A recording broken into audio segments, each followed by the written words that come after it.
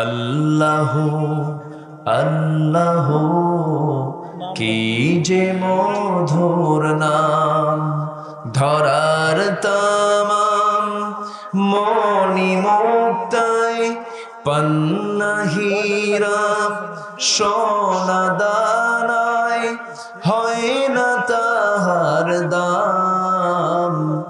আল্লাহ আল্লাহ কি যে মধুর নাম, ডাকিলে ও নাম সোহাগ ভরে নিত্য জোয়ার প্রেম সাগরে। ডাকিলে ও নাম মনেরই কাবায় নাচে রক্ত ঘাম। আল্লাহ আল্লাহ কি যে মধুর নাম, আল্লাহ আল্লাহ কি যে মধুর নাম। আকাশ বাতাস সাগর নদী গাইছে ও নাম নিরবধি। পাখ পাখালির কণ্ঠে শুনি, পাখ পাখালির কণ্ঠে শুনি নিত বিরাম। আল্লাহ আল্লাহ কি যে মধুর নাম।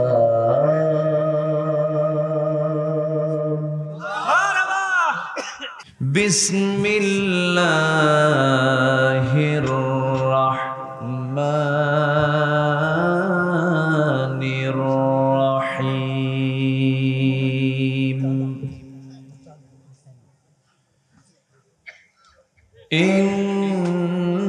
ইন্নাল্লাহা ইয়া'মুরুকুম আন তু'আদ্দুল আমানাতি ইলা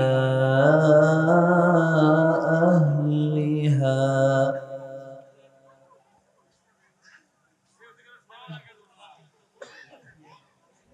وَإِذَا حَكَمْتُمْ بَيْنَ النَّاسِ أَن تَحْكُمُوا بِالْعَدْلِ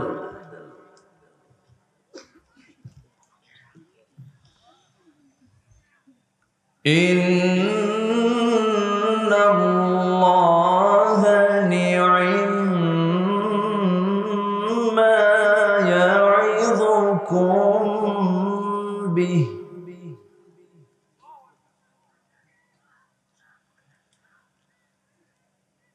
إِنَّ اللَّهَ سَمِيعٌ بَصِيرٌ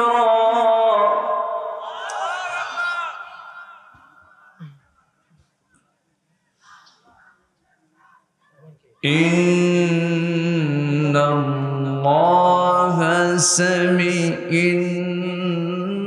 اللَّهَ كَانَ سَمِيعًا بَصِيرًا।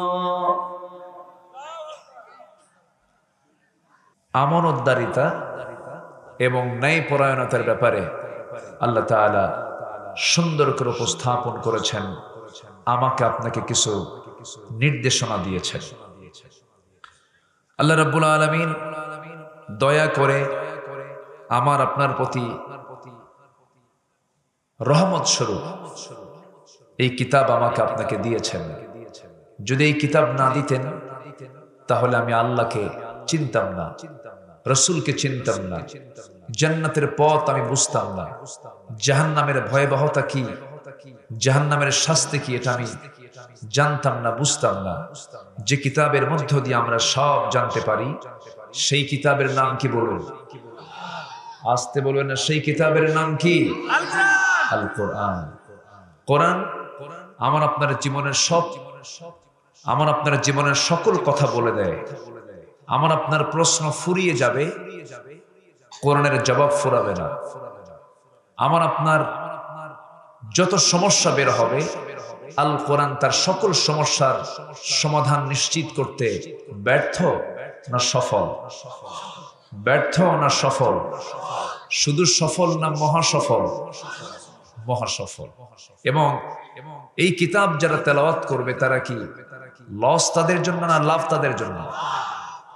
আল্লাহ রাব্বুল আলামিন সুন্দর করে বলছেন, ইন্নাল্লাযীনা ইয়াতলুনা কিতাবাল্লাহি ওয়া আকামুস সালাতা ওয়া আনফাকু মিম্মা রাযাকনাহুম সিররান ওয়া আলানিয়াতান ইয়ারজুনা তিজারাতান লান তাবুর। জোরে বলি আল্লাহু আকবার। তিনটা কাজ যারা করবে তাদের সেই ব্যবসায়ী কখনো লস হবে না। তিজারা শব্দ আল্লাহ রাব্বুল আলামিন প্রয়োগ করেছেন। তিনটা কাজের এক নাম্বার কাজ হলো যারা আল্লাহর কালামকে তেলাওয়াত করবে। ইন্নাল্লাযীনা ইয়াতলুনা কিতাবাল্লাহ। নাম্বার 2 হলো নামাজ যারা কায়েম করবে। নাম্বার 3 হলো যারা প্রকাশ্যে যারা গোপনে প্রকাশ্যে যারা ব্যয় করবে, খরচ করবে, তাদের সম্পদ কার পথে বলেন? আল্লাহর পথে। এই তিনটা কাজ যারা করবে তাদের ব্যবসায় কোনোদিন কোনো লস হবে না। জোরে বলি সুবহানাল্লাহ। কোরআন নিয়ে আমাকে আপনাকে থাকতে হবে।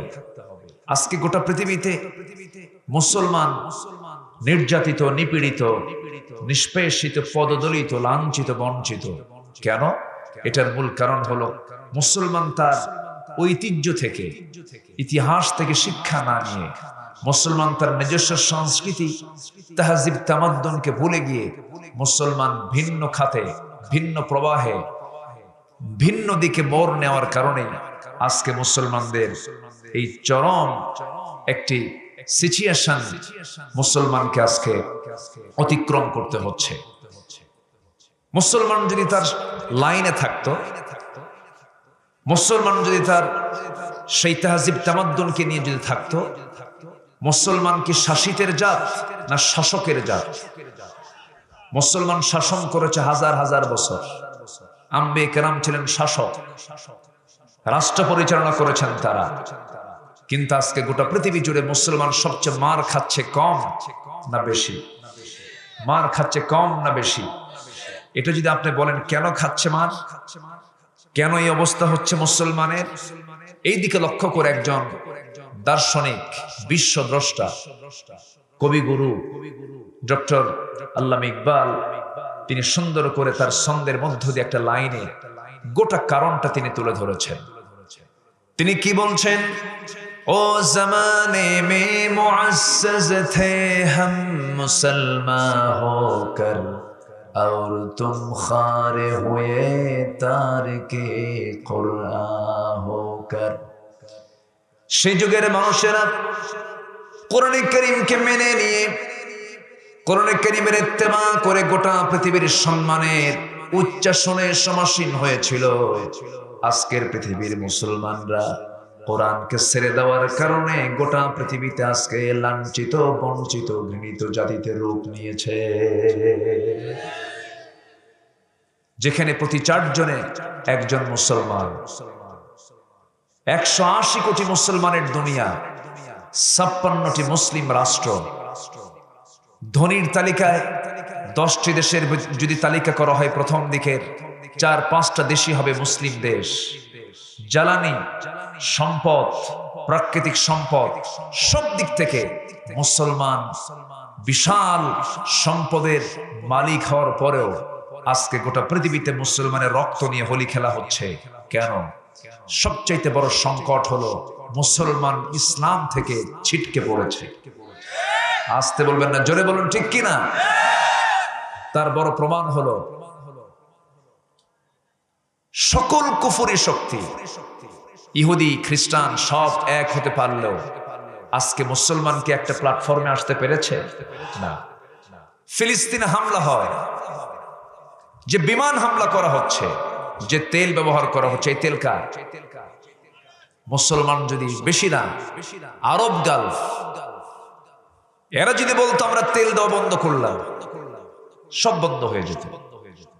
কিন্তু ইহুদিদের 5টা কিছু মুসলিম নামধারী গোলাম আছে না নাই? আচ্ছা, দুঃখের বিষয় আমরা অনেকেই সস্তায় জান্নাত খুঁজি। জান্নাত এত সস্তায় খুঁজে পাওয়া যাবে না। জান্নাতের পথ কুসুমাস্তীর্ণ নয়, জান্নাতের পথ হলো কণ্টকাকীর্ণ, অনেক বাধা, বিপত্তি, মুসিবত, পরীক্ষা দিয়ে জান্নাতের রাস্তায় উঠতে হবে। অনেক কথা আছে, আস্তে আস্তে করে আমি আলোচনার দিকে চলে যাচ্ছি। কষ্ট হচ্ছে না তো? শুরু করেছি সূরা নিসার একটা আয়াত থেকে। নিসা মানে হলো নারী জাতি, সূরার নাম হলো নারী, কিন্তু বসে আছি কারা এখানে? পুরুষ। তাহলে এখন কি করবেন বলেন?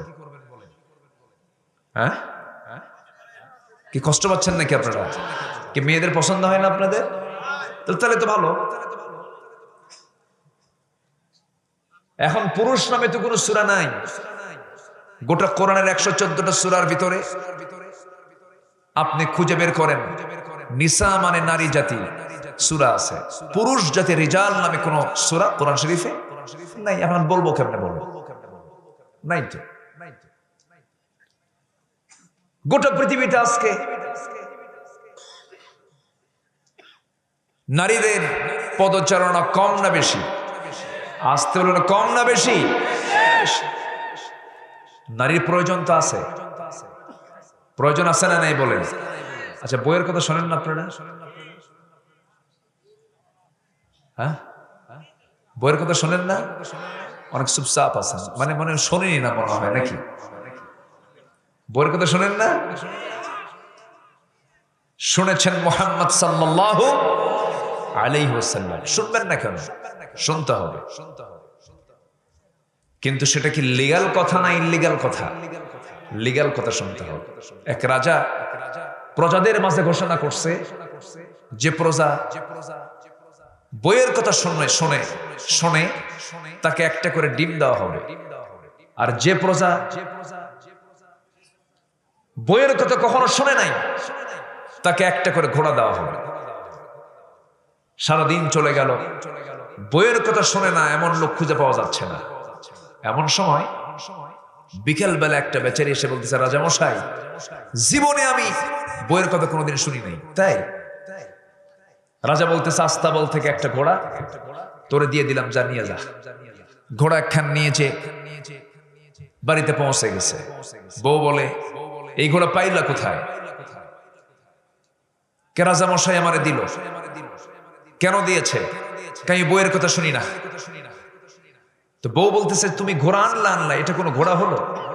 ঘোড়াটা আনছো কালো ঘোড়া, কালো কোনো কালার হলো নাকি?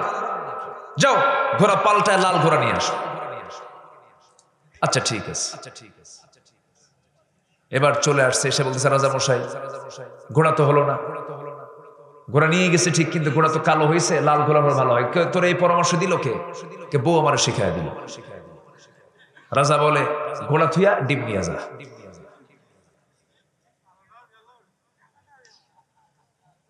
সন্ধ্যা হয়ে গেছে, রাজা গেছে রানীর সামনে। রানী মুস্কি মুস্কি হাসি মেরে বলে, রাজা মশাই, বইয়ের কথা শোনে না এমন লোক কি পাইছেন? কে? পাইছিলাম একটা, কিন্তু শেষে দেখি এটাও বইয়ের কথা শোনে।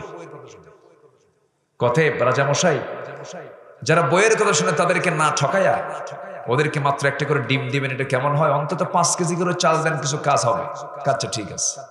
পরের দিন সকালবেলা উজিরদের সামনে নিয়ে বলতেছে, দেখো আমার উজির বৃন্দ, যারা বইয়ের কথা শোনে তাদেরকে অন্তত ডিমটা না দিয়ে আজকে থেকে 5 কেজি করে চাল দেওয়া হোক। খাদ্যমন্ত্রী বলে, রাজা মশাই, আপনাকে এই পরামর্শ দিল কে? বউ আমার শিখাই দিল। তাহলে রাজাও শোনে, প্রজাও শোনে। শুনবেন না কেন? কিন্তু সেই শোনাটা শুনতে হবে বৈধ কথা না অবৈধ কথা? বৈধ কথা না অবৈধ কথা? বৈধ কথা শুনতে হবে। নিসা থেকে আমি আলোচনা শুরু করেছি অলরেডি। আল্লাহ তাআলা আমাকে আপনাকে মনোযোগ দিয়ে আমলের নিয়তে শোনার তৌফিক দান করুন। জোরে বলি আল্লাহুম্মা আমিন। আরো জোরে আল্লাহুম্মা আমিন।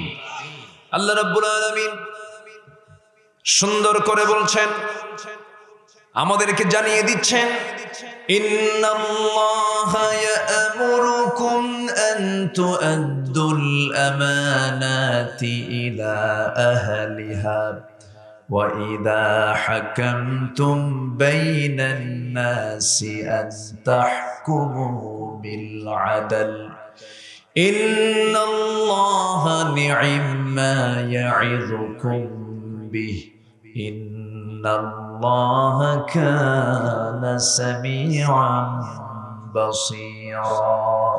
জোরে বলুন আল্লাহু আকবার। আল্লাহ রাব্বুল আলামিন তোমাদেরকে অর্ডার দিয়েছেন, তোমরা কি করবে? তোমরা তোমাদের আমানতটা ঠিক রাখবে। আমানত মানে যার যে হক, সে হক তার কাছে ফেরত দিয়ে দেবে। আমানতের কখনো তোমরা খেয়ানত করবে না। যার আমানত ঠিক আছে, তার ঈমানটা ঠিক আছে।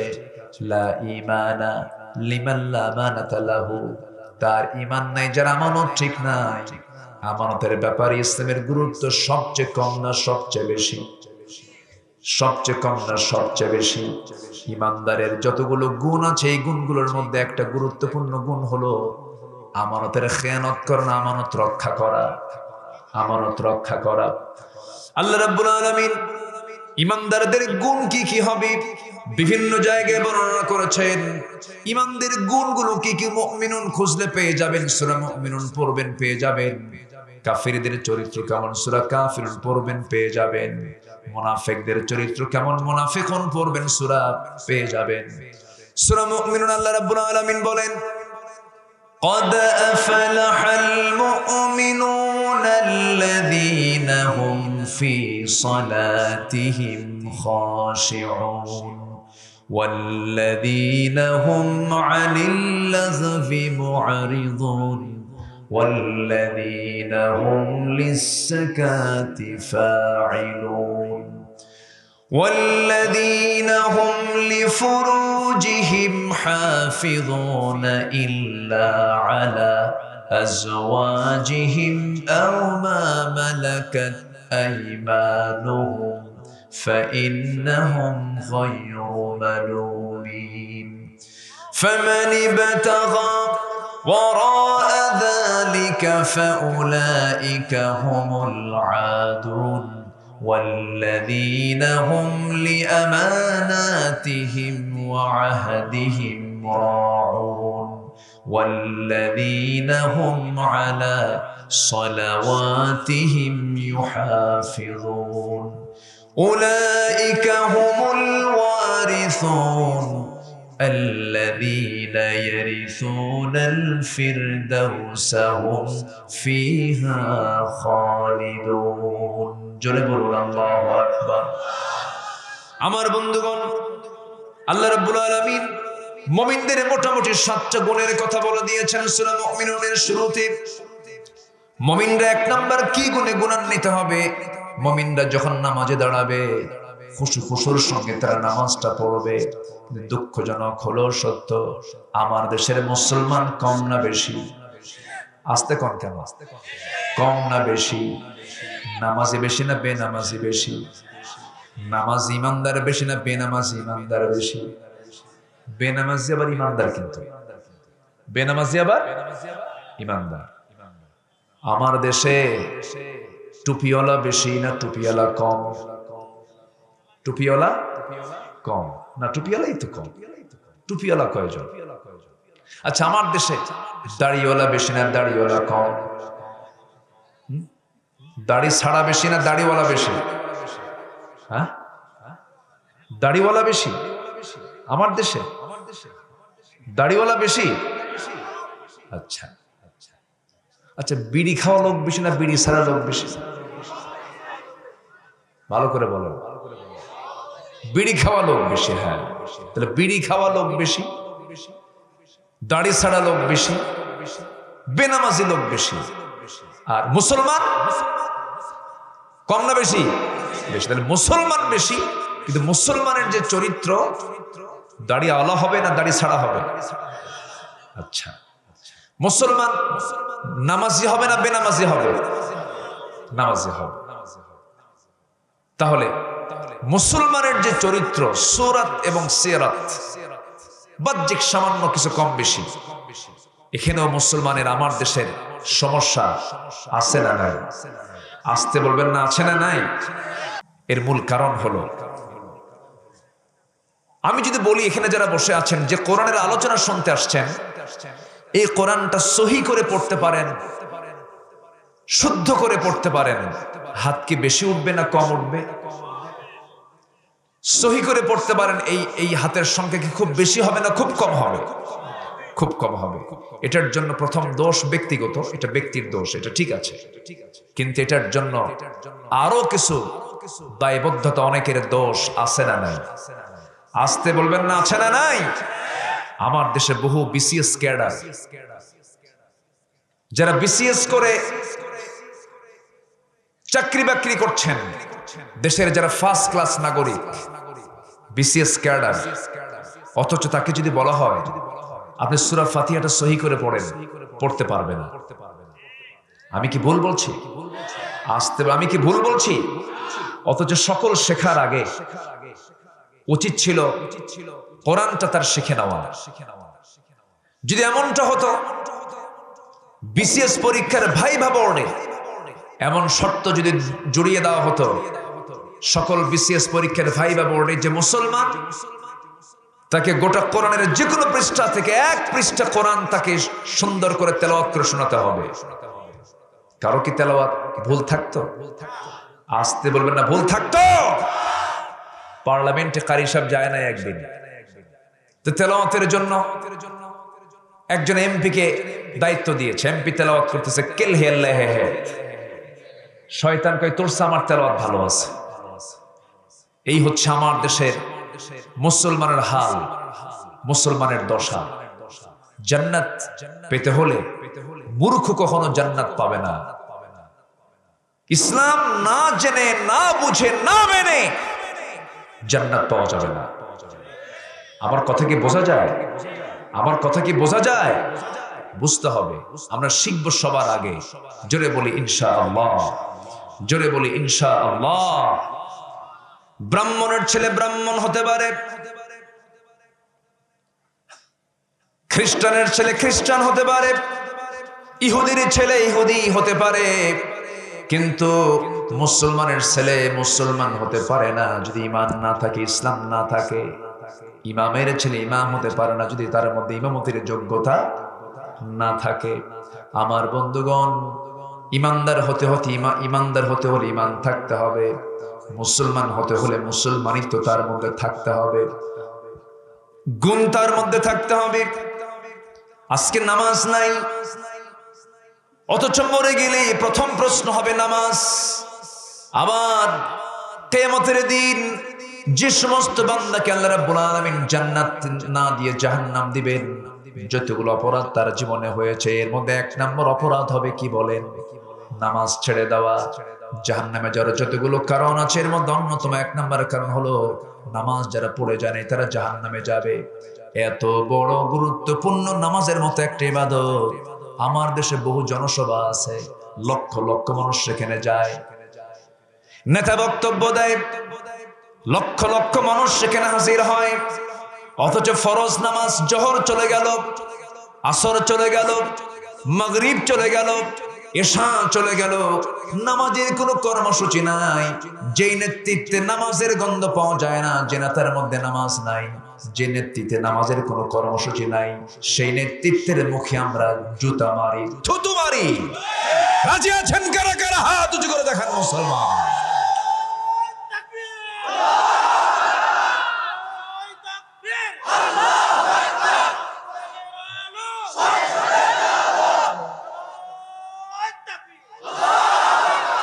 কারণ যে আমাকে জান্নাতের পথ দেখাবে না, তার সঙ্গে আমার সম্পর্ক রাখার কোনো প্রয়োজন, তার সাথে আমার সম্পর্ক রাখার কোনো দরকার নাই। সম্মানিত ভাইয়েরা, তাহলে আমার আপনার সকল কর্মসূচির আগে এক নম্বর কর্মসূচি হলো আজান হলেই কিসে দাঁড়ানো? কোথায় চলে যাওয়া? আসতে বলেন, কোথায় চলে যাওয়া? শুধু মসজিদ বৃদ্ধি হলে হবে না। আমার দেশে মসজিদ বেশি না মুসল্লি বেশি? বলেন বলেন। আমার দেশে মানুষ বেশি না চোর বেশি? ভালো করে বলেন। আচ্ছা, যে নামাজ পড়ে না তার সে কি ছোটখাটো চোর? এখন বলেন, আমার দেশে মানুষ বেশি না চোর বেশি? যে আল্লাহকে যে ফাঁকি দিতে পারে সে তো জনগণের টাকাও মারতেই পারে, সে নিজের দেশের টাকা বাইরে পাচার করতেই পারে। কষ্ট পাচ্ছেন? আল্লাহর কসম করে বলি, আমি কোন দলীয় এজেন্ডা নিয়ে এখানে আসিনি, আমি কোন নির্দিষ্ট দলের পক্ষে কথা বলতে আসিনি। আমি এখানে এসেছি কোরআন থেকে কিছু কথা বলতে। আমার আজকে আলোচনার সাবজেক্ট হচ্ছে আমানতদারিতা এবং ন্যায় বিচার। এই সংশ্লিষ্ট যে আয়াত, এই আয়াতকে সামনে রেখেই আমি কিছু কথা বলছি। আমার ভাইয়েরা, যদিও মহিলা সূরা, কিন্তু আমি যেখান থেকে তেলাওয়াত করেছি সেই তেলাওয়াতকৃত আয়াতের ভিতরে মেয়েদের কোনো প্রসঙ্গ যদিও আসে নাই, কিন্তু প্রত্যেকটা জায়গায় বিচারের কথা আছে না নাই? আমানতদারিতার কথা আছে না নাই? শুধু পুরুষরা আমানত রক্ষা করবে, মেয়েদের আমানত রক্ষা করার কোনো দরকার নাই মনে হয়? তাহলে মূলত কোরআনটা শুধু পুরুষ জাতির জন্য না, মহিলা জাতির জন্য, সবার জন্য, মানুষ যার নাম তার জন্য প্রয়োজন। কোরআন যে মানবে সেই জান্নাত পেয়ে যাবে, কোরআন যে মানবে না সে কখনো জান্নাত পাবে না। আল্লাহ রাব্বুল আলামিন সুন্দর করে বলছেন, কুল নাহবিতু মিনহা জামিআন ফাইম্মা ইয়াতিয়ান্নাকুম মিন্নি হুদান ফামান তাবিআ হুদায়া ফালা খাউফুন আলাইহিম ওয়ালা হুম ইয়াহজানুন। আমার কিতাবের যারা ইত্তেবা করবে, এই কিতাবকে যারা মেনে চলবে, তাদের কোনো ভয় নাই, তাদের কোনো চিন্তার কারণ নাই। এই ওয়াদাটা কে করেছেন? আসতে বলবেন না, কে করেছেন? আল্লাহ করেছেন। এই জন্য আমরা কোরআন শরীফ, কোরআনটা বেশি করে পড়বো, জানার চেষ্টা করব। না জেনে না বুঝে জান্নাত পাওয়া যাবে না। জানার নাম ঈমান, মানার নামও ঈমান। জানতেও হবে, মানতে হবে। প্রথম হুকুম কিন্তু আল্লাহ রাব্বুল আলামিন নামাজের কথা বলেন নাই, প্রথম হুকুম কিন্তু রোজার কথা বলেন নাই, প্রথম হুকুমটা দিয়েছেন পড়ো। প্রথম হুকুমটা কি বলেন? পড়ো। আমরা আগে পড়া শিখব, কোরআনটা জানার চেষ্টা করব, কোরআনটা বোঝার চেষ্টা করব। কোন আলিমান আও মুতাআল্লিমান আও মুস্তামিআন আও মুহিব্বান ওয়ালা তাকুন খামসান ফাতহলিক। নিজে আলেম হও, অথবা আলেমের বাবা হও, অথবা তার অনুসারী হয়ে যাও, অথবা তার প্রিয়ভাজন হয়ে যাও।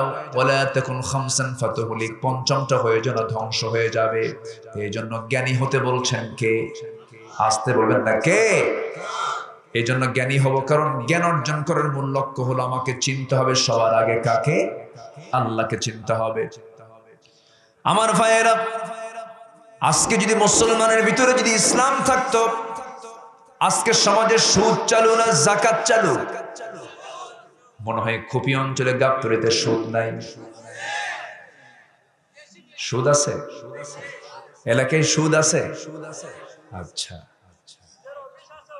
আচ্ছা, আপনার কি রাগ করতেছেন নাকি? আপনারা কেউ ওঠেন না?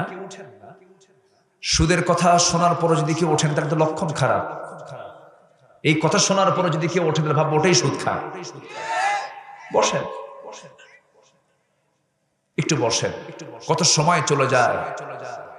গত শীতের সময় মৌসুমে বিশ্বকাপ খেলা হলো আমার দেশে, দেখেন না? বিশ্বকাপ খেলার মৌসুম কিন্তু আমার দেশে শ্রোতারা দেখতে লাগলো রাত ৩টা ২টা, বিশাল বড় লাল কি বলে রূপালী পর্দা লাগাইয়া ৩টায় খেলা। ২টার দিকে ঘুম থেকে উঠে ওযু বানায়া সেজদা দিয়া কয়, আল্লাহ আমার দল যেন জিতে। রাত ৩টার দিকে যদি আপনি খেলা দেখতে যদি আপনি পারেন, কতইবা রাত হয়েছে। এখানে বসে থেকে যদি আপনার মনের তৃপ্তি যদি না হয়, কোরআন শুনে যদি আপনার দিলের ভিতরে যদি একটা প্রভাব বিস্তার না করে, ভাবতে হবে আপনার পিছনে ওয়াসওয়াসা দেওয়ার জন্য কে বসে আছে? কে বসে আছে? বসো, কেউ নাড়াচাড়া করি, একটু আমরা শুনি। আল্লাহ তাআলা আমাকে আপনাকে অর্ডার দিয়েছেন, তোমরা আমানতটাকে ফুলফিল করো। যাকাত কি আমানত? অবশ্যই। সুদ কি আমানত? আসতে বলে। সুদ কি আমানত? যাকাত কি আমানত? যাকাত কার হক? এই আল্লাহর হক। বলেন যাকাত কার হক? ঘুমটুম লাগছে নাকি আপনাদের? সোজা বলতে হবে কথা। যাকাত বান্দার হক। যাকাত কার হক? আর নামাজ কার হক? হ্যাঁ, এখন বলেন নামাজটা কার হক? আল্লাহর হক। নামাজ পড়লে কার হক আদায় হয়? আর যাকাত দিলে কার হক আদায় হয়? বান্দার হক আদায় হয়। দেখেন আল্লাহ তাআলা কি সুন্দর ব্যালেন্স করেছেন। যেখানে নামাজ সেখানে যাকাত আছে না নাই? আকিমুস সালাহ ওয়া আতুজ যাকাত। কিন্তু আমার দেশে আবার ইসলামের ভিত্তি পাঁচটা: কালেমা, নামাজ, এরপরে কি? রোজা। দেখেন, কালেমা, নামাজ, রোজা, হজ, যাকাত। যাকাত নিয়ে গেছে কয় নম্বরে? 5 নম্বরে। আচ্ছা, ইসলামের পিলার হলো 5টা, এর মধ্যে যাকাত হলো 3 নম্বরে, চলে গেছে 5 নম্বরে। যদি কোনো বিল্ডিং বানাতে নেয় কেউ, 10টা কলাম, ধরুন মাঝখানে 4টা, সাইডে সাইডে 3 6টা, এই 10টা কলামের ভিতরে সবচাইতে বেশি লোড পড়ে কোন কলামগুলোতে বলেন তো? মাঝখানে। সেখানে লোহার পরিমাণ, রডের পরিমাণ কম লাগে না বেশি লাগে? বেশি লাগে। তাহলে ইসলামের পিলার হলো 5টা, এর মধ্যে আগের 2টা কালেমা, নামাজ, কালেমা, সালাত, এরপরে হলো শেষে হচ্ছে হজ না রোজা, সম, হজ আর সম, আর মাঝখানে হলো যাকাত। যাকাত হচ্ছে 3 নম্বর, থার্ড পিলার অফ ইসলাম। আর সেটাকে আমরা ঠেলে নিয়ে গেছে কয় নম্বরে? 5 নম্বরে। বিল্ডিং ঠিক থাকে, এই জন্য সুদ ঢুকছে। কি ঢুকছে? সুদ ঢুকে গেছে। আপনি হজ করেছেন, আপনি নামাজ পড়েছেন, আপনি যাকাত দেন না, আপনি সুদের কারবার করেন, আপনার কোন ইবাদত আল্লাহর দরবারে মঞ্জুর হবে না। ঠিক কিনা? সুদখোর নামাজি আমার দেশে আছে না নাই? আসতে বলবেন না, আছে না নাই? বোনের সম্পত্তি মেরে খাওয়া ভাই, মনে হয় গাবতলি নাই। এত জোরে হাসলেন আপনি? আছে আছে। আমার মায়েরা মনে হয় এই সময়টা খুব খুশি হয়েছে। আমার মায়েরা, মা মনে মনে চিন্তা করতেছেন, হুজুর আসল লাইনটা আপনি পেয়ে গেছেন, সূরা নিসা থেকে আলোচনা করছেন, ভালো কথা। অনেক ভাই এখানে বসে আছে, ভাইগুলো শুনেছে, ভাইগুলো মুখে দাঁড়িয়ে রাখছে, কিন্তু বোনদের সম্পত্তি বুঝে দেন একটু ভালো করে কর। তাদের কমন পড়ে গেছে, ঠিক তো ঠিকই, কিন্তু বোনের সম্পত্তি বুঝে দেখেন। বাপ যেদিন মরে গেছি, বাপ মরে যাওয়ার সঙ্গে সঙ্গে বাবার মৃত্যুর মধ্য দিয়ে যেমন ভাই সম্পত্তির ওয়ারিস হয়ে যায়, বোন কি একটু দেরিতে হয় নাকি? না, সাথে সাথেই হয়। ভাই যখন হয়, বোনও তখনই হয়ে যায়। কিন্তু বাপ মারা গেছে, এক যুগ হয়ে গেছে, কিন্তু ধানী সম্পত্তি গুলো ভাইরা খায়, বোনদের বুঝে দেয় না। আছে না? বোনদের বুঝে দেয় না। যুগ পার হয়ে যায়, বলা হয় বোনদের বুঝে দাও না কেন? বোনরাও লজ্জায় কিছু বলতে পারে না। মাঝে মাঝে বোনদের দাওয়াত দেয়, একটু মিষ্টি খাওয়ায়, ঈদের পর্বে দাওয়াত দেয়, বিভিন্ন ভালো মন্দ কিছু খাওয়ায়। আবার মাঝে মাঝে পাশে বোনকে বসায় বলে, বোন আমার রাগ করো না, একটা কথা বলি কি, অংশ নিলে কিন্তু ধ্বংস হয়। দেখছেন কি ফতুয়া দিল? মনে হয় ওহী নাযিল হয়েছে শয়তান থেকে উপরে। আছে না নাই? আচ্ছা, বোনকে সম্পত্তি বুঝে দেন, এটা কি আমানত না খেয়ানত? বলেন, আমানত রক্ষা না খেয়ানত হলো এটা? এটা কি ইমানদারের কাজ না জালিমের কাজ? জালিমের কাজ। মনে মনে হয়তো চিন্তা করতেছেন, হুজুর কি ওয়াজ শুনতে আসলাম, আপনাদের বোনের সম্পত্তি বের করে দিয়ে দিচ্ছে, এরকম মনে করতেছেন নাকি আপনারা? আমার ভাইয়েরা, এরকম করে আমানতের কথা যদি বলি, ঘন্টার পরে ঘন্টা চলে যাবে, বহু প্রসঙ্গ চলে আসবে। আমানতদারিকে কখনো নষ্ট করা যাবে না। যে যে দায়িত্ব পালন করেন, স্বামী স্ত্রীর জন্য আমানত, স্ত্রী স্বামীর জন্য আমানত। স্বামীর হক নষ্ট করতে পারবে না স্ত্রী, স্ত্রী হক নষ্ট করতে পারবে না স্বামী। আজকে এমন হক নষ্ট হওয়ার পরিবেশ আছে না নাই বলেন? স্বামী আছে, স্বামী থাকতেই পরকিয়া করা মহিলা মনে হয় বাংলার জমিনে খুঁজে পাওয়া যাবে না। বেশি হুজুর। 1 নম্বর, শিশু পার্ক গুলোতে শিশুরা যায় না শিশুর মা খেলারা যায়? বলেন তো কারা যায়? সেখানে কি শিশু পাওয়া যায় না মা খেলা পাওয়া যায়? আজকে মোহাব্বত ভালোবাসা ঘরের ভিতরে আর নাই। সব মোহাব্বত আর ভালোবাসা গেছে কি বলেন বটতলা, গাছতলা আর এই পার্কে গাছের সিপাই সিপাই মোড়ে মোড়ে। আমি কি ভুল বলছি? এগুলোর নাম সংস্কৃতি নয়। এই নোংরামি ওয়াজ করে বন্ধ হবে না। ভার্সিটির ক্যাম্পাস গুলো হয়ে গেছে নোংরা প্রেমের আড্ডাখানা। এগুলো ওয়াজ দিয়ে কখনো বন্ধ হবে না। এগুলো ১.৫ হাতের লাঠির শাসন দিয়ে বন্ধ করতে হবে মুসলমান।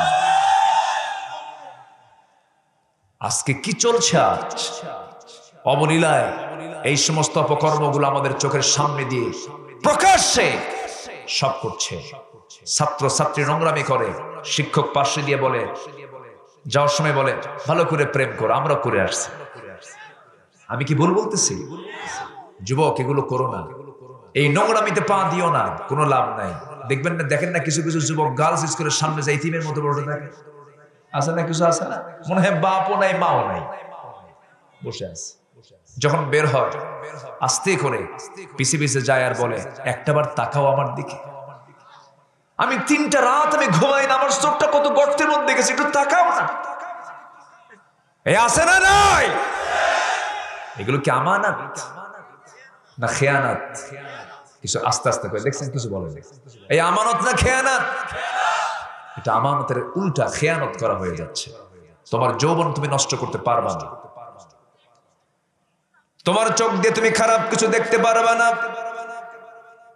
চোখের খেয়ানত হয়ে যাবে। খারাপ কিছু শুনতে পারবে না, কানের খেয়ানত হয়ে যাবে। খারাপ কিছু চিন্তা করবে না, তোমার বড় গুনাহ হয়ে যাবে। যুবক, তুমি মোবাইলটা পাইছো, ডিভাইসটা নিছো, ভালো কথা, কিন্তু ডিভাইসটা তোমার জন্য বড় ক্ষতিকর। তোমার জন্য যতটুকু কল্যাণ তার চাইতে ক্ষতির পরিমাণ কম না বেশি? আজকে ক্লাস 6-7 এর বইগুলোতে মেয়েদের উঠতি বয়সে কি কি বড় হয়, কি কি হয়, তার যৌবনটা কেমন করে আসে, এগুলো শিখায়। এগুলো কি শিখান লাগে না? এমনি জানা হয়ে যায়, এমনি জানা হয়ে যায়। একটা মেয়ের বয়ঃসন্ধিকালে সে কিভাবে বড় হয়, তার যৌবন কেমন করে আসে, এগুলো আল্লাহ পাক ন্যাচারাল শিখায়া দিয়েছেন। বিয়ে করার পর স্বামী স্ত্রী কি করতে হয়, এটা কি অভিজ্ঞতার দরকার আছে নাকি? এটা কে শিখায়া দিয়েছেন? এই ন্যাচারাল কে দিয়েছেন বলেন? আল্লাহ দিয়েছেন। দুঃখ লাগে এই সমস্ত নোংরামিগুলো শেখানো হয়। আবার পরের অধ্যায় লেখা আছে এসো বন্ধু হই। এসো কি হই? বন্ধু হই। এই প্রেক্ষাপট থেকে আমি শুধু এটাই বোঝাতে চাচ্ছি, যুবকরা, হারাম পন্থ অবলম্বন করো না, অবৈধ পন্থ অবলম্বন করো না। নামাজটা কন্টিনিউ করো। আজান শুনেই মসজিদে চলে যাও। সুন্দর বডি বানায় লাভ কি? বিশাল দেহ বানায় লাভ কি? জিম বডি করে লাভ কি? জি বডি দিয়ে নামাজ হয় না ফজরের, ওই বডির কোনো দাম নাই। এই বডি দিয়ে প্রথম হক আদায় করতে হবে কার? আমাকে সুন্দর দেহ কে দিয়েছেন? সুন্দর চোখ কে দিয়েছেন? সুন্দর দুটি কান কে দিয়েছেন? সুন্দর এই মাথা থেকে পা পর্যন্ত গোটা বডি স্ট্রাকচার তৈরি করে দিয়েছেন কে? প্রথম হক আমি কার হক আদায় করব? নামাজ পড়ব কয় ওয়াক্ত? 1 ওয়াক্ত না 5 ওয়াক্ত? 5 ওয়াক্ত আমরা নামাজ পড়ব। জোরে বলি ইনশাআল্লাহ। আর জোরে বলি ইনশাআল্লাহ। সম্মানিত ভাইয়েরা, যুবকরা, তোমরা কি কষ্ট পাচ্ছ নাকি? অনেক লম্বা লম্বা কথা এখনো পড়ে আছে। আমানত, আল্লাহ তাআলা অর্ডার দিচ্ছেন আমানতের তোমরা খেয়ানত করো না।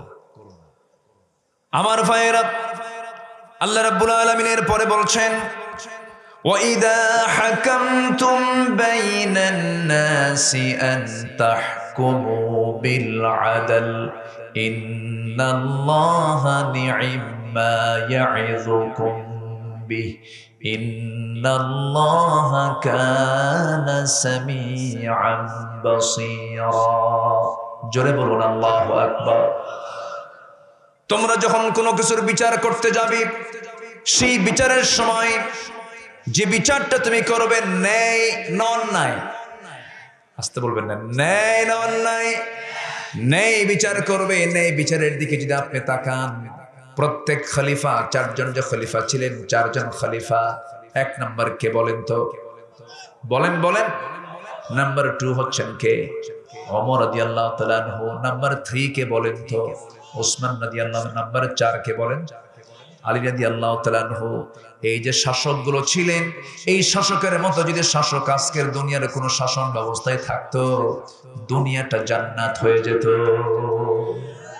জান্নাতের বাতাস প্রবাহিত হতো। সেই চিত্র কি আছে এখন? আসতে বলে সেই চিত্র কি এখন আছে? ওমরের মতো যদি শাসক থাকতো, সঠিক বিচার যদি থাকতো, আজকে এই চিত্র আমাকে আপনাকে দেখা লাগতো না। সম্মানিত ভাইয়েরা, সম্মানিত বন্ধুগণ, সেই শাসকরা সরাসরি আল্লাহর সঙ্গে কথা বলেছেন। দরিয়ার পানি শুকিয়ে গেছে, আবাদ হচ্ছে না। সব জনগণ খলিফা ওমরের সামনে এসে বলছে, ওমর, দরিয়ার পানি শুকিয়ে যাওয়াতে আমরা কোনো চাষাবাদ করতে পারছি না, কি করা যায়? ওমরে ফারুক রাদিয়াল্লাহু তাআলা এক টুকরো কাগজে লিখে দিলেন। সেই লেখা কাগজটা নিয়ে বললেন, তোমরা এটা দরিয়ায় ফেলে দাও। দরিয়ায় ফেলে দেওয়ার আগেই গোটা দরিয়া পানি দিয়ে ভরপুর হয়ে গোটা জমিন সবুজ শ্যামলে রূপান্তরিত হয়ে গেছে। জোরে বলে সুবহানাল্লাহ। শাসকদের সম্পর্ক কার সাথে হয়? আসতে বলবেন না, কার সাথে হয়? আমেরিকা আমাকে বাঁচাবে না, রাশ আমাকে বাঁচাবে না, ভারত আমাকে বাঁচাবে না, জার্মান আমাকে বাঁচাবে না, কেউ আমাকে বাঁচাবে না। আমাকে বাঁচাবেন কে? আসতে বলবেন না, আমাকে বাঁচাবেন কে? কিন্তু আজ মুসলমান ইহুদি খ্রিস্টানদের গোলামী রূপ নিয়েছে। আসতে বলবেন না, জোরে বলেন ঠিক কিনা? আর তার ফলাফল ফিলিস্তিনের মুসলমানকে আজকে পাখির বাচ্চার মতো গুলি করে হত্যা করছে ওরা। কিন্তু এরপরেও পৃথিবীতে হক্কানি কিছু মুসলমান, হক কিছু মুসলমান আছে না নাই? আসতে বলবেন না, আছে না নাই? এখনো আছে, এখনো আছে।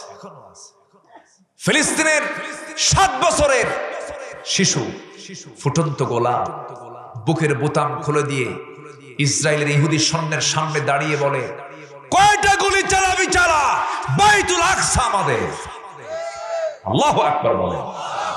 কি মানের জজবা তাদের মধ্যে কাজ করে, কি মানি চেতনা তাদের মধ্যে কাজ করে। একজন মহিলা ডাক্তার, নতুন বিয়ে হয়েছে, বাসর ঘর, বাসর ঘরে না গিয়ে, সাবা করিম সেই ডাক্তারের নাম, মহিলা ডাক্তার, রাতের বেলা সে মাঠে গিয়ে পাথর কুড়াচ্ছে, পাথর সংগ্রহ করছে। বলতেছে, মহিলা, তুমি পাথর কুড়াচ্ছ, তোমার জন্য তো বাসর ঘরের বিছানা প্রস্তুত, নতুন বিয়ে হয়েছে তোমার, তুমি এখানে কি করো, পাথর কুড়াচ্ছ কেন? বলতেছে, পাথর কুড়াচ্ছি বাতিলদের মোকাবেলা করার জন্য। দুনিয়ার বিছানায় আমরা ঘুমাতে চাই না, আমরা ঘুমাতে চাই জান্নাতের বিছানায় গিয়ে। এখনো পৃথিবীতে মুসলমান আছে না নাই? আসতে বলবেন না, আছে না নাই? আচ্ছা, ইহুদিরা মুসলমানদের কোনোদিন বন্ধু ছিল? আসতে বন্ধু ছিল? বন্ধু হতে পারে? আসতে বলবেন না, বন্ধু হতে পারে? ইহুদিরা অসংখ্য নবীকে হত্যা করেছে, অসংখ্য নবীকে পর্যন্ত হত্যা করেছে। ইয়াহইয়া আলাইহিস সালাতু ওয়াস সালামকে করাত দিয়ে কি বলে, তাকে জবহ করে রানীর সামনে নবীর মাথা উপহার দিয়েছে। জাকারিয়া আলাইহিস সালাতু ওয়াস সালামকে করাত দিয়ে চিরে 2 টুকরা করে শহীদ করে দিয়েছে। মূসা আলাইহিস সালাতু ওয়াস সালামকে জুলুম করেছে। হারুন আলাইহিস সালাতু ওয়াস সালামের সামনে তারা গরুর পূজা করছে। আছে না এগুলো ঘটনা? আছে না নাই? বলেন আছে না নাই? আছে না নাই? আছে। আমার নবীর খাবারের ভিতরে বিষ ঢুকা দিয়া হত্যার পরিকল্পনা করেছে ইহুদির বাচ্চারা। সেই ইহুদিরা এখন আছে না নাই? আছে।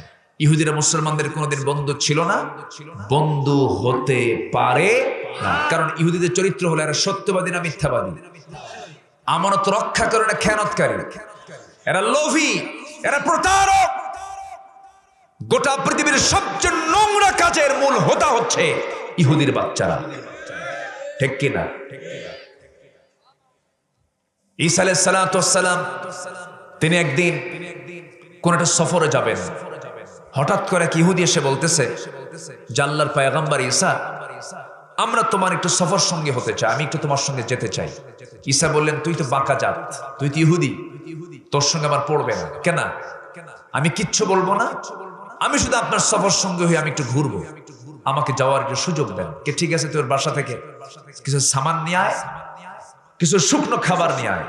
শুকনো খাবার আর সামান নিয়ে ইহুদি চলে আসলো। ঈসা আলাইহিস সালাম সেই ইহুদি যুবককে নিয়ে রওনা করলেন। এরা কেমন চরিত্রের, জাস্ট একটা কথা আমার মনে পড়লো, প্রেক্ষাপটটা বললেই স্পষ্ট হয়ে যাবে। তো সামনের দিকে চলতে চলতে ক্ষুধা লাগলো। ঈসা আলাইহিস সালাম তার ব্যাগের ভিতরে একটা রুটি রেখেছিলেন, সে শুকনো রুটিটা তিনি বের করলেন। আর ইহুদি তার ব্যাগের মধ্যে 3টা রুটি আর কিছু কাপড় নিয়ে সে রওনা দিয়েছিল আল্লাহ নবীর সাথে। ঈসা বললেন যে আমি তো রুটি বের করলাম, তোমার ব্যাগের মধ্যে কোনো খাবার টাবার আছে নাকি, আমরা দুজন মিলে একসঙ্গে খাই। ইহুদি সে তার ব্যাগ থেকে রুটি বের করে না। ঈসা বললেন তোমার ব্যাগের মধ্যে কি কোনো খাবার টাবার নাই? কেন আমার ব্যাগের মধ্যে কোনো রুটি নেই।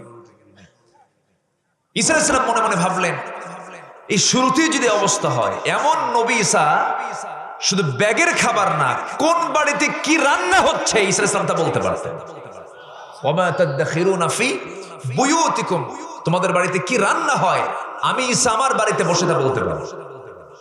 সে নবীর সামনে ইহুদি কি কয়, আমার ব্যাগের মধ্যে কোনো রুটি নাই। ঈসা ভাবলেন সামান্য রুটির লোভ সে সংবরণ করতে পারছে না, আমি এর নিয়ে কেমনে চলবো। কিন্তু একটা জিদ চাপলো যে আমি তোর মুখ থেকে বের করে ছাড়বো যে তোর ব্যাগের মধ্যে রুটি আছে। ঈসা আলাইহিস সালাম সামনের দিকে চলতে লাগলেন।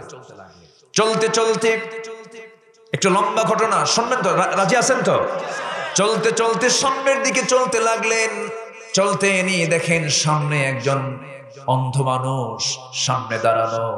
ঈসা আলাইহিস সালাম তার দিকে তাকায়া সুন্দর করে কথা বলতে লাগলেন। বলেন, অন্ধ তুমি কেমন অন্ধ, জন্মান্ধ, মার পেট থেকে আমি অন্ধত্ব নিয়ে পৃথিবীতে এসেছি, পৃথিবীর চেহারা আমি কোনোদিন দেখি নাই। ঈসা আলাইহিস সালামের একটা মুজিজা ছিল, তিনি কি করতেন, তিনি যখন কোন অন্ধের চোখে হাত বোলাতেন, বোবার মুখে হাত বোলাতেন, অন্ধত্ব দূর হয়ে যেত, বোবার বাক শক্তি চলে আসতো, শ্রবণ শক্তি চলে আসতো। ওয়া উবরিহাল আকমাহা ওয়াল আবরাস ওয়া উহিয়াল মাউতা বিইذনিল্লাহ। জোরে বলুন আল্লাহু আকবার। ঈসা আলাইহিস সালাম সঙ্গে সঙ্গে করলেন কি, তার হাতে একটা ছোট্ট লাঠি থাকতো, সেই ছোট্ট ছড়ি দিয়ে তার চোখে হাত বোলায় দিলেন, তার মুখ বরাবর তার হাতের লাঠির ছ লাগায় দিলেন। সঙ্গে সঙ্গে সে তার চক্ষু ফিরে পেল, সুন্দর সে চক্ষুওয়ালা একজন মানুষ হয়ে গেল। এই জন্মান্ধ ঈসা আলাইহিস সালামকে জড়িয়ে ধরে বলতেছে, আল্লাহর পয়গম্বর, জীবনে আমি চেহারা এই চক্ষু দিয়ে কিছু দেখতে পারি নাই, মার পেট থেকে অন্ধত্ব নিয়ে দুনিয়াতে এসেছিলাম, আপনার মাধ্যম দিয়ে যে আল্লাহ আমাকে সুস্থ করে দিলেন, আমাকে আর দেরি করাবেন না, আপনি আল্লাহর পয়গম্বর, আপনার আমাকে পড়িয়ে দেন আশহাদু আল্লা ইলাহা ইল্লাল্লাহ। কালিমা পড়ে মুসলমান হয়ে গেল অন্ধ। ঈসা আলাইহিস সালাম মনে মনে চিন্তা করলেন, মনে হয় এত বড় মুজিজা দেখে মনে হয় ইহুদিটার পরিবর্তন হতে পারে, ইহুদিও কালিমা পড়তে পারে। কিন্তু তার মুখ থেকে কোনো সাড়া শব্দ পেলেন না, কোনো জবাব পেলেন না। ঈসা আলাইহিস সালাম কিছুক্ষণ পর বলছেন, ইহুদি দেখো, আল্লাহ তাআলা আমাকে কি মুজিজা দান করেছেন। এই অন্ধ কোনোদিন দেখতো না চোখে, দুনিয়ার কোনো চেহারা সে দেখতে পায় না, মার পেট থেকে সে অন্ধ হয়ে আসছে। আল্লাহর সাহায্যে, আল্লাহর কুদরতে আল্লাহ তাআলা আমাকে মুজিজা দিয়েছেন, সেই মুজিজার মধ্য দিয়ে সে তার চক্ষু ফিরে পেয়েছে। যে আল্লাহ আমাকে এমন মুজিজা দান করেছেন, সে আল্লাহর নামের কসম করে সত্যি করে বলো তো ইহুদি, তোমার ব্যাগের মধ্যে কোনো রুটি আছে নাকি? নাই। কি কয়? নাই। ঈসা আলাইহিস সালাম আবার চলতে লাগলেন। সামনে প্রাণ একজন বোবাকে, কথা বলতে পারে না, কানে শোনে না, বধির এবং বাকশক্তিহীন, সেই লোকটার সামনে দাঁড়ায়া হাতের ছোঁয়া লাগায়া দিলেন, ছোট্ট ছড়ির ছোঁয়া লাগায়া দিলেন।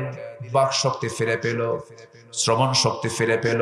এবার বলছে, আপনি আমাকে দেরি করাবেন না, আপনি আমাকে কালিমা পড়ায়া দেন। এই বোবা লোকটাও কালিমা পড়ে মুসলমান হয়ে গেল। মনে মনে ভাবলেন, আল্লাহর পয়গম্বর ঈসা মনে হয় এখন তার দিলটা নরম হতে পারে, কিন্তু কোনো জবাব নাই। এবার বলছেন, ও ইহুদি আমার সফর সঙ্গী, দেখো অন্ধ লোকটা কালিমা পড়ে মুসলমান হয়ে গেছে। এই বোবা লোকটাও কথা বলতে পারলো না, সে বাক শক্তি ফিরে পেয়েছে। যে আল্লাহ তাআলা আমাকে এমন মুজিজা দান করেছেন, সে আল্লাহর নামের কসম করে সত্যি করে বলো তো, তোমার ব্যাগের মধ্যে কোনো রুটি আছে নাকি? নাই। বাঁকা না মহাবাকা? বাঁকা না মহাবাকা? মহাবাকা। ঈসা আলাইহিস সালাম হাল ছাড়লেন না, সামনের দিকে চলতে লাগলেন। চলতে চলতে চলতে চলতে সামনে দেখতে পেলেন একজন কুষ্ঠরোগী, মাথা থেকে পা পর্যন্ত চর্মরোগে আক্রান্ত, কোথাও হাত দেওয়া যায় না। ঈসা আলাইহিস সালাতু ওয়াস সালাম বললেন, ও রোগী, ও আল্লাহর বান্দা, তোমার এমন অবস্থা হয়েছে কেমন করে? পৃথিবীর সব ডাক্তারকে দেখাইছি, কেউ আমাকে কোনো সুচিকিৎসা দিতে পারে না, আমার অবস্থা এমন হয়ে গেছে। ঈসা আলাইহিস সালাতু ওয়াস সালাম তিনি করলেন কি? হাতের ছোঁয়া লাগায়া দিলেন, ছোট্ট লাঠির ছোঁয়া লাগায়া দিলেন। সুন্দর সুস্থ চর্মরোগ তার সেরে গেল, সুস্থ সুন্দর সুস্থ হয়ে গেল। চর্মরোগী সুস্থ হওয়ার সঙ্গে সঙ্গে চোখের পানি ফেলে দিয়ে বলছে, আপনি তো অবশ্যই আল্লাহর নবী, আপনি আমাকে পড়ায় দেন লা ইলাহা ইল্লাল্লাহ। কালেমা পড়ে মুসলমান হয়ে গেল। ঈসা আলাইহিস সালাতু ওয়াস সালাম মনে মনে চিন্তা করলেন, মনে হয় এতটুকুন মজা দেখে তার হয়তো দিলটা নরম হতে পারে, সে কালেমা পড়ে মুসলমান হতে পারে। না, তার কোনো খবর নেই। এবার তিনি বললেন, শোনো, সত্যি করে বলো তো, এই যে লোকটা কালেমা পড়ে মুসলমান হলো, তিনজনে পর্যন্ত কালেমা পড়ে মুসলমান হয়েছে, যে আল্লাহ পাক আমাকে এমন মর্যাদা দান করেছেন, সে আল্লাহর নামের কসম করে সত্যি করে বলো তো, তোমার ব্যাগের মধ্যে কোনো রুটি আছে নাকি? কয় না। কি নাই? রুটি নাই। ঈসা আলাইহিস সালাতু ওয়াস সালাম হাল ছাড়লেন না, সামনের দিকে চলতে লাগলেন। ক্ষুধা লাগছে, প্রচন্ড ক্ষুধা। এক রাখালকে বললেন, রাখাল, একটা ছাগল দেবে, ছাগলটা জবাই করে খাবো। সেই রাখাল করলো কি, ছোট্ট একটা ছাগল তাকে দিল। ঈসা আলাইহিস সালাতু ওয়াস সালাম ছোট্ট ছাগলটা জবাই করলেন। জবাই করার পর এটাকে সুন্দর করে কুটে নিয়ে রান্না বান্না করলেন। এরপরে তিনজন মিলে রাখালকে নিয়ে, এই ইহুদিকে নিয়ে খেতে বসলেন। খেতে বসে বলছেন, বিসমিল্লাহ বলো। রাখাল বিসমিল্লাহ বললো, কিন্তু ইহুদি বিসমিল্লাহ বললো না। খাওয়া সম্পন্ন হয়ে গেছে। খাওয়া সম্পন্ন হয়ে যাওয়ার পর এবার বলছেন, রাখাল এবং ইহুদি, শোনো, এই যে খাবারগুলো খেলাম আমরা, যে হাড়গুলো খেয়ে রেখে দিয়েছ, আমরা যে রেখে দিয়েছি, হাড়গুলো সব জমা করা হলো। হাড়ের উপরে তিনি হাতের ছোঁয়া লাগালেন, ছোট্ট ছড়ির ছোঁয়া লাগালেন, জীবিত ছাগল হয়ে ছাগলটা আবার চলে গেল। ঈসা আলাইহিস সালাতু ওয়াস সালাম বললেন, ও রাখাল, তোমার বুঝতে কি কোনো বাদ আছে নাকি? রাখাল কাঁদতে কাঁদতে বলছে, আপনি যে আল্লাহর নবী, কোনো সন্দেহ না, আপনি আমাকে কালেমা পড়ে দেন। কালেমা পড়ে মুসলমান হয়ে গেছে। এবার ঈসা আলাইহিস সালাতু ওয়াস সালাম মনে মনে চিন্তা করলেন, হয়তোবা তার দিলটা এবার নরম হতে পারে, গলতে পারে, কিন্তু তার পক্ষ থেকে কোনো সারা শব্দ নাই। ঈসা আলাইহিস সালাম মনে মনে ভাবছেন, আহারে, এমন সফর সঙ্গে নিলাম, কতগুলো ইসলাম কবুল করে এর কোনো খবরই নাই, কারণ সেই ইহুদির বাচ্চা। কি ইহুদিরা সোজা না বাঁকা? বাঁকা। ঈসা আলাইহিস সালাতু ওয়াস সালাম যখন দেখলেন কোনো সারা শব্দ নেই, এবার তিনি বললেন, দেখো, একটা জীবিত ছাগল জবাহ করা হলো, গোশত খেলাম, পেট ভরলো।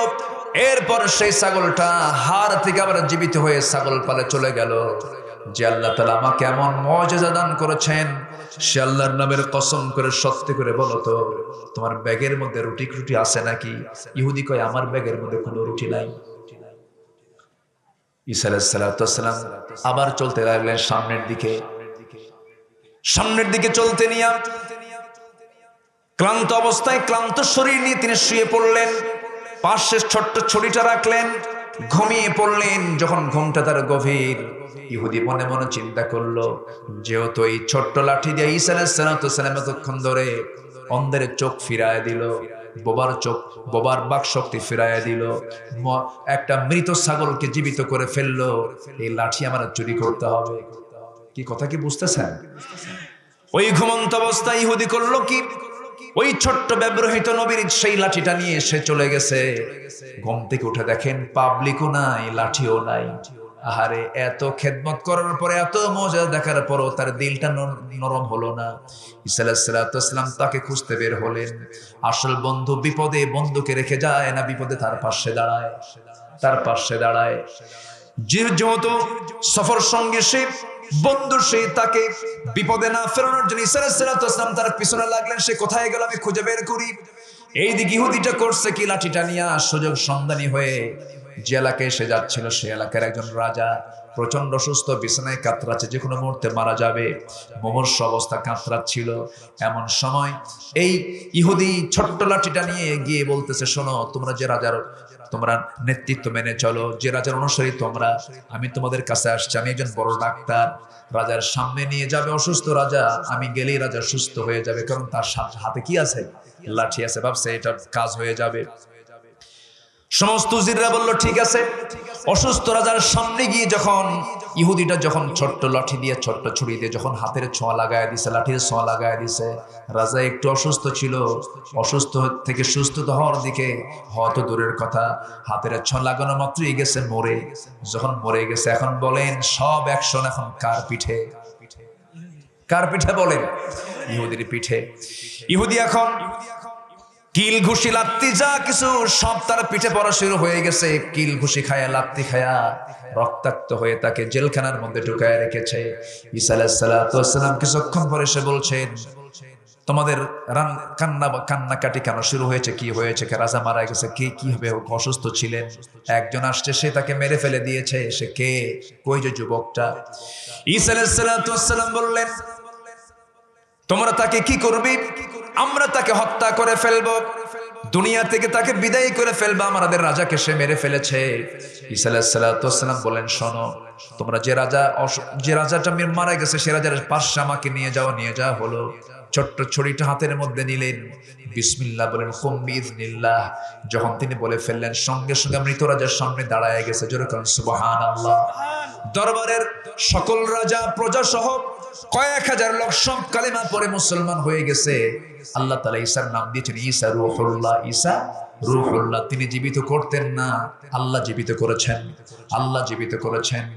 সমস্ত দরবারের উজির রাজা সব যখন কালেমা পড়ে মুসলমান হয়ে গেছে, সবাই বলতেছে, আল্লাহর পয়গম্বর ঈসা, এই দরবার থেকে আপনি যা চাবেন তাই আপনাকে দেওয়া হবে, আপনি বলেন আপনি কি চান?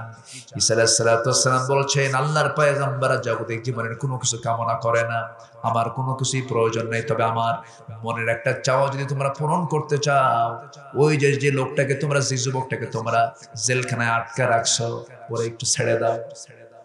কথা বুঝেন? ওরে একটু ছেড়ে দাও। ছেড়ে দেওয়া হলো। রক্তাক্ত চেহারা। ঈসা আলাইহিস সালাতু ওয়াস সালাম বললেন, শোনো ইহুদি, বিপদে তুমি আমাকে ফেলে এসেছো, আর আমি তোমার বিপদের পাশে দাঁড়াইছি। আমি তোমার বিপদের পাশে দাঁড়ালাম, আমি তোমাকে এই বিপদ থেকে উদ্ধার করলাম, চলো আমরা চলে যাই। দেখো, এই রাজদরবারের সকল রাজা প্রজা সব কালেমা পড়ে মুসলমান হয়ে গেছে। যে আল্লাহ আমাকে এমন মর্যাদা দান করেছেন, সে আল্লাহর নামের কসম করে সত্যি করে বলো তো, তোমার ব্যাগে রুটির খবরটা কি? নাই। কি খায়? নাই। এই হলো ইহুদির বাচ্চা। এদের বিরুদ্ধে পাথর কথা বলবে, পাথর। হাদিস আসছে পাথর। এদের বিরুদ্ধে গাছ কথা বলবে। দাজ্জালকে মোকাবেলা করবেন ঈসা আলাইহিস সালাতু ওয়াস সালাম। দাজ্জাল মানব হতে আসবে, ইহুদিদের থেকে আসবে। দাজ্জালের কিছু সিম্পটম হাদিস আসছে, আমি তো আজকে সময় পাচ্ছি না, শেষ করতে হচ্ছে। এরা বাঁচার জন্য পাথরের আড়ালে দাঁড়াবে, গাছের আড়ালে দাঁড়াবে। গাছের জবান খুলে যাবে, পাথরের জবান খুলে যাবে। গাছ বলবে, ও মুসলমানেরা, আমার গাছের পিছনে একটা ইহুদি লোক আছে, ধর ওরে। সেই দিন সামনে আসতেছে। আল্লাহু আকবার বলেন, আরো জোরে আল্লাহু আকবার। আল্লাহর দিন কায়েমের জন্য, আল্লাহর দিনকে বিজয় করার জন্য যদি জান মাল দিতে হয়, সবাই রাজি আছেন না? সবাইকে রাজি আছেন? রাজি আছেন কারা কারা? হাত উঁচু করে দেখেন মুসলমান।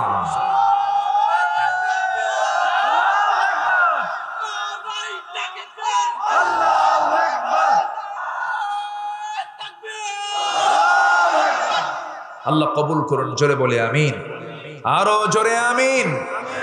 সম্মানিত ভাইয়েরা, তাহলে ফার্স্ট হচ্ছে আমানত আমরা ঠিক রাখবো। যারা আমানত ঠিক আছে, তার জান্নাত ঠিক আছে। আল্লাহ কবুল করুন, জোরে বলে আমিন। নাম্বার 2 হলো, যখন বিচার করব আমরা, সে বিচার হবে ব্যাঠিক বিচার না সঠিক বিচার। যুগে যুগে নবীরা, যুগে যুগে সাহাবায়ে কেরামরা কিরকম বিচার করেছেন, তার একটা স্ট্রাকচার আমি তুলে ধরতে চাই। সবাই কি শুনতে রাজি আছেন? আমরা চাইবো কার কাছে? এখন আল্লাহর কাছে। আল্লাহুম্মা আমিন। রব্বানা যালামনা أنفسنا وإن لم تغفر لنا وترحمنا لنكونن من الخاسرين। গভীর রাত, নিঝুম রাত, নিভানো রাত্রিতে চাঁদের মতো হাজারো মুসলমান নরনারী নিয়ে তোমার কালামের একটা আয়াতকে সামনে রেখে আমানতদারিতা, ন্যায়পরায়ণতার উপরে কিছু কথা বলেছি। তোমার শাহী দরবারে কাঙ্গাল ফিকারির মতো দুটো হাত পেতেছি। আল্লাহ, গুনার দিকে নজর দিও না, বান্দা মনে করে তামাম জীবনের সমস্ত গুনাহগুলোকে মাফ করে দাও। জনম দুঃখিনী মা, জনম দুঃখী বাপজান যারা চলে গেলেন, জিন্দেগির গুনাহগুলো মাফ করে দাও, কবরগুলোকে জান্নাতের টুকরা বানায় দাও। আব্বা আম্মার জন্য কি দোয়া তাও শিখিয়ে দিয়েছো, চক্ষু বন্ধ করুন, আওয়াজ দিয়ে আমার সঙ্গে বলুন, রব্বিরহামহুমা কামা রব্বায়ানি সগীরা, রব্বিরহামহুমা কামা রব্বায়ানি সগীরা। আল্লাহ তাআলা এমনও ভাই আমার সঙ্গে হাত তুলতে পারেন, নিজের হাতে নিজে বাবাকে দাফন করেছেন, নিজের মার লাশ নিজের পিঠে বহন করে কবরে শোয়া দিয়েছেন। এমন আব্বা আম্মা যারা চলে গেল, কবরের সমস্ত আযাবকে তুমি আল্লাহ মাফ করে দাও। বিশেষ করে মাহফিলের আয়োজন করলেন যারা, শোনার জন্য অংশগ্রহণ করলেন যারা, বিনিময়ে কিয়ামতের দিন যেদিন কেউ কাউকে চিনবে না, এমন কঠিন দিনে মাহফিলটা সবার জন্য নাজাতের মাধ্যম বানায় দিও আল্লাহ। খুপির প্রত্যেকটা ঘরকে তুমি আল্লাহ ইসলামের দুর্গ বানায় দাও। ঘরে ঘরে খালিদ বিন ওয়ালিদ পয়দা করে দাও, আয়েশা সুমাইয়ার মতো মা পয়দা করে দাও। আল্লাহ গো, আমার আব্দুর রশিদ ভাইকে তুমি আল্লাহ কবুল করো। সবার নাম তো আমার জানা নেই, যার যা চাওয়া তুমি আল্লাহ পাওয়া করে দিও। আমার ডানে বামে সামনে পিছনে যত ভাই হাত তুলেছেন, যার যা প্রার্থনা তুমি আল্লাহ দয়া করে মঞ্জুর করে নাও। তোমার বান্দাগুলোকে নিয়ে এমন সময় হাত তুলেছি, মুসলমানদের পায়ের তলায় মাটি নাই। মুসলমানদের বাইতুল আকসা তুমি আল্লাহ মুসলমানদের হাতে তুলে দাও। এই ক্রান্তি লগ্নে মুসলমানদেরকে এক প্ল্যাটফর্মে আসার তৌফিক তুমি আল্লাহ দিয়ে দাও। এই দুনিয়া ছেড়ে কোন দিন বিদায় হব জানি না, ডান হাতে আমলনামা না আসা পর্যন্ত আমাদের কাউরে মৃত্যু দিবা না। কোন দিন মরবো জানি না রে আল্লাহ, তবে যেদিন মরবো টান মেরে ঘর থেকে বের করে দেবে, জীবনের শেষ গোসলটা হয়ে যাবে, মরামুখ সব দেখে দেখে চলে যাবে, কবরে শোয়া দেবে, বাঁশ চাপা দেবে, মাটি চাপা দেবে। 24 ঘন্টা লাগবে না, যত্ন করা মাথার চুলগুলো 24 ঘন্টায় সব খসে খসে পড়বে। চামড়ায় কত তেল সাবান লাগিয়েছে, 3 দিন লাগবে না, চামড়াগুলো গুলে গুলে পোকার পেটের খাবার হয়ে যাবে। আল্লাহ, 7টা দিন পেটের নারী বেরিয়ে সব চোখ মুখ কান নাক দিয়ে বের হয়ে কি ভূতকি মাকার চেহারা হয়ে যাবে। মাত্র 3টা মাস কবর খনন করে দেখা যাবে কয়েকটা হাড় ছাড়া কিচ্ছু নাই। এই তো আমার জীবন। আল্লাহ, তোমার কাছে ফরিয়াদ করি, তোমার পছন্দের বান্দা না হওয়া পর্যন্ত আমাদেরকে তুমি আল্লাহ মৃত্যু দিবা না। মওতের সময় যখন চলে আসবে, জবানে জারি করে দিও লা ইলাহা ইল্লাল্লাহু মুহাম্মাদুর রাসূলুল্লাহ। আসসালামু আলাইকুম।